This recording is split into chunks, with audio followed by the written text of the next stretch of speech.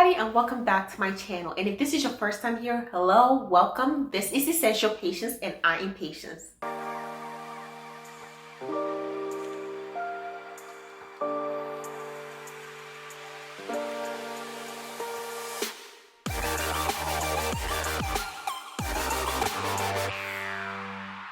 In today's video, we are talking hair care, and I'm going to share with you 10 natural hair rules that I do not follow at all. Not because some of these are like horrible and like you're gonna lose all your hair. I just don't follow them because they don't work for me, or I'll give you the reason. But before we get into the 10 natural hair rules that I do not follow, remember to like this video, subscribe to my channel if you haven't already, and let's get straight in because there's a lot to talk about. Starting with number one is moisturizing every day. I have seen people say that moisturize your hair every single day because your hair is dry. Your hair needs moisture. You need to feed your hair every single day, just like you feed your body. I don't believe that, especially for natural hair and black hair, 4C hair, 4B, 4A, curly hair. I don't believe that you need to moisturize it every single day. I moisturize as needed. Sometimes I moisturize once a week, and sometimes I moisturize, especially in the summertime, more because it's hot outside. And when I go outside, my hair gets dried because the sun is like 100 degrees or more. It's scary out here, you all. It's really hot. So in those times, I moisturize more, but I would not be moisturizing every single day, especially when my hair is in like braids, which that's typically where it is, in mini braids. I do not moisturize every single day because of the buildup. Nobody likes buildup, and that's something that you want to be careful with when you are moisturizing every single day. There's a lot of buildup, and you don't want your hair to be weighed down. You don't want your hair to be just like caked in product. So moisturize as needed. That's exactly what I do, and I recommend moisturize as needed. You don't need to force feed your hair because that's just a waste of products. Number two is DIY mask. I do not do DIY masks, and I've never tried a DIY mask. I've been growing my hair for almost 5 years now. Not a single DIY mask.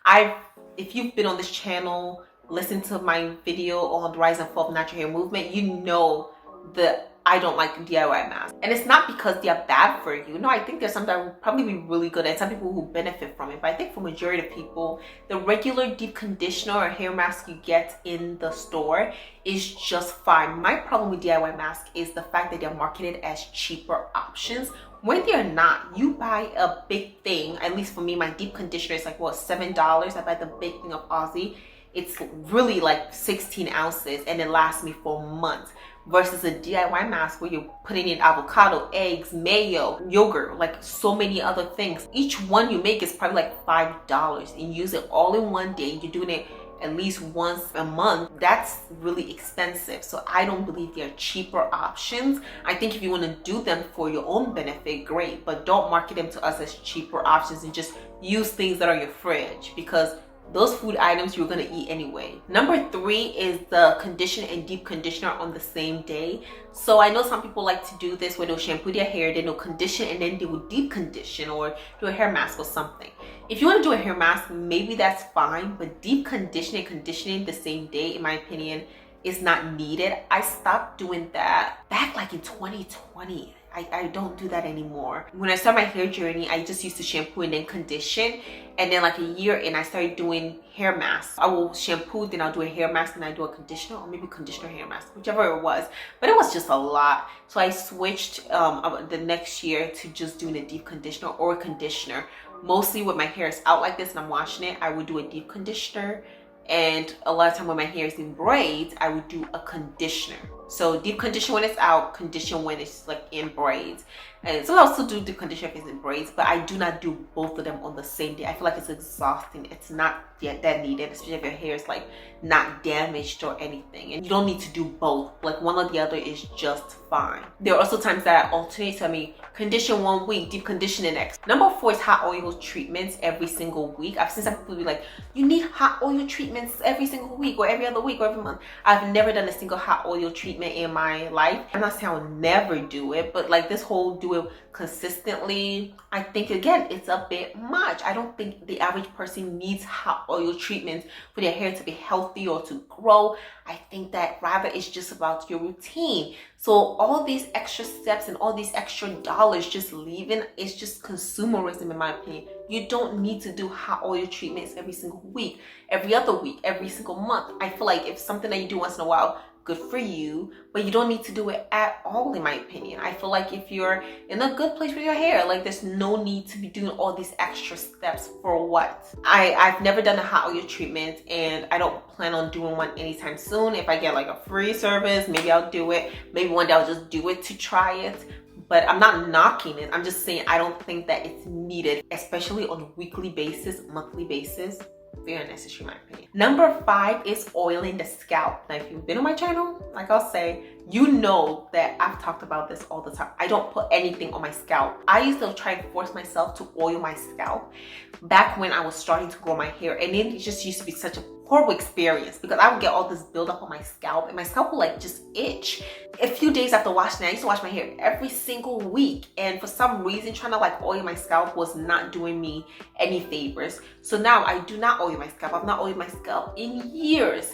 Instead, I just like let my scalp oil itself. So I don't put products on my scalp. I don't put like leave-in directly on my scalp. I put it on my hair. I let my scalp just breathe. If not, it's just gonna be a whole bunch of buildup. It's not great, and it's gonna make your hair just feel dirtier than it should, you know, earlier. Make you feel uncomfortable. For some of you, oil your scalp feels great.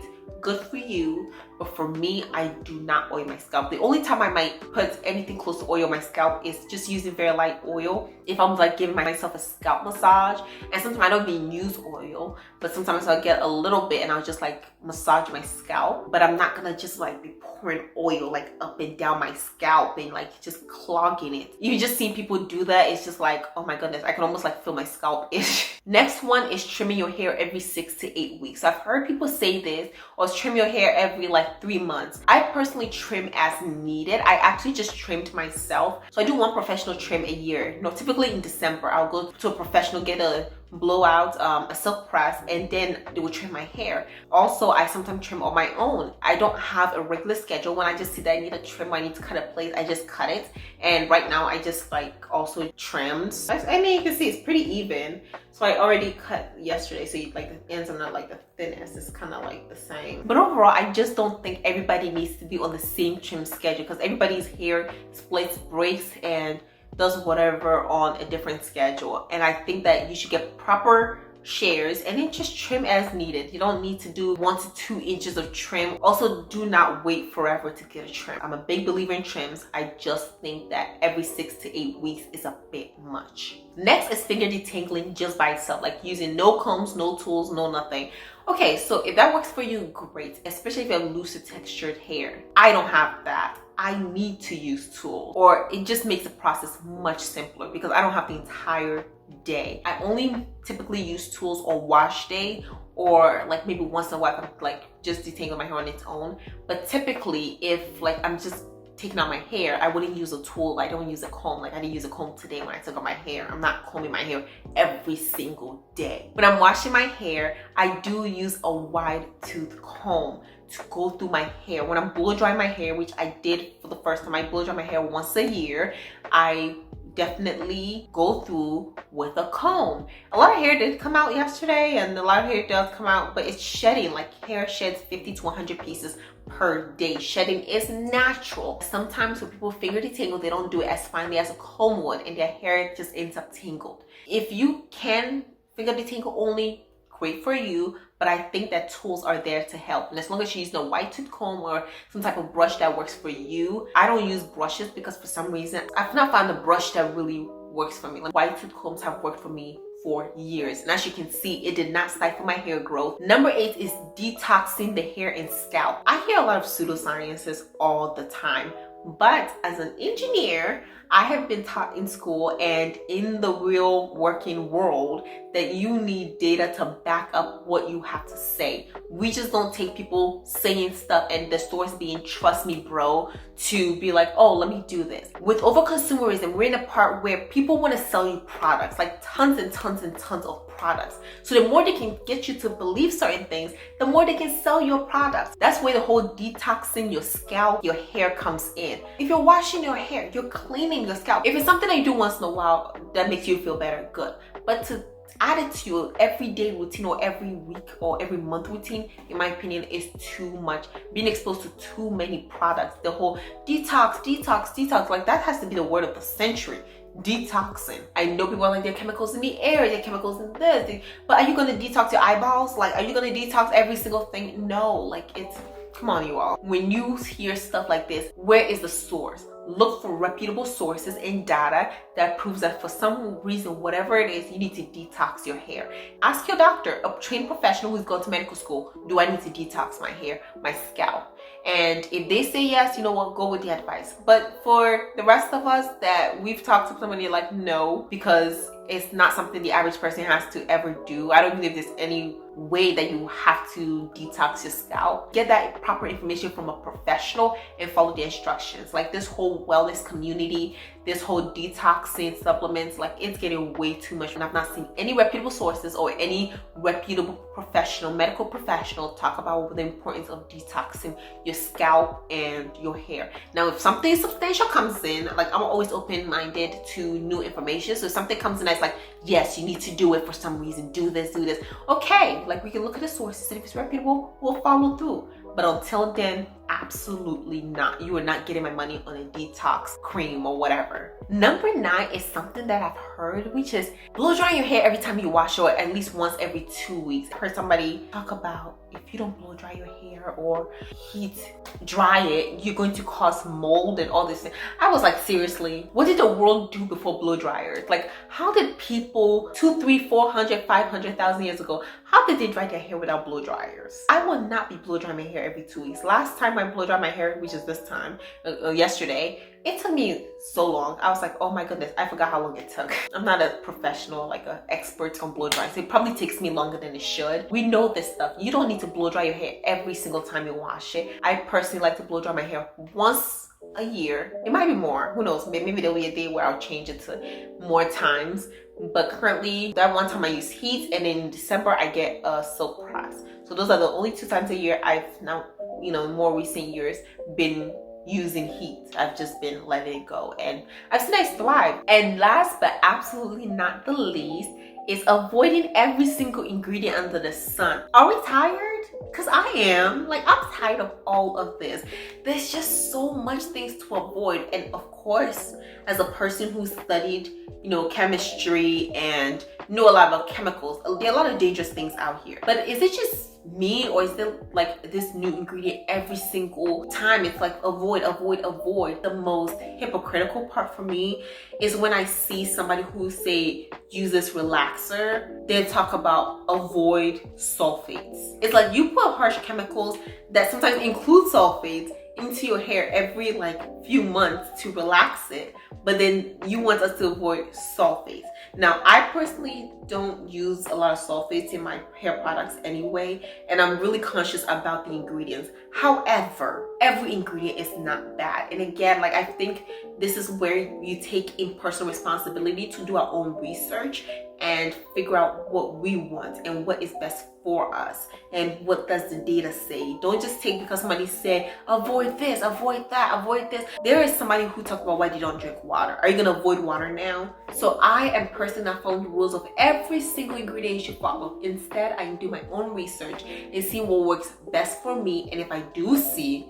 a cancer causing agent, believe me, I run fast from it, okay? So if it's something that's causing cancer, illnesses, then detrimental, believe me, I believe in abandoning that product and moving on. But again, I don't think every single chemical, just because you can mention a name, is a bad chemical. But with that, you all, thank you for watching. And these are 10 rules of natural hair that I do not follow. I really want to empower people with the information to do your own research, to go out there and to take control over yourself. Do not follow just what you hear out there, because there's a lot of information there, and it's our responsibility to take it and see what works best for us and what is not. So with that, you all, thank you again for watching. Like, comment, and subscribe, and let me know in the comment section which of these rules are you not going to be following as well, or are there any natural hair rules that you have heard that you are also not following? There are probably a lot that I left out because there's so much out there, but overall, let me know. And also remember to ring the notification bell, because I post 2 videos a week on Tuesdays and on Fridays. Come on over, because the conversation is always good and I have something new to always talk about. So thank you very much, and I'll see you in the next one. Bye.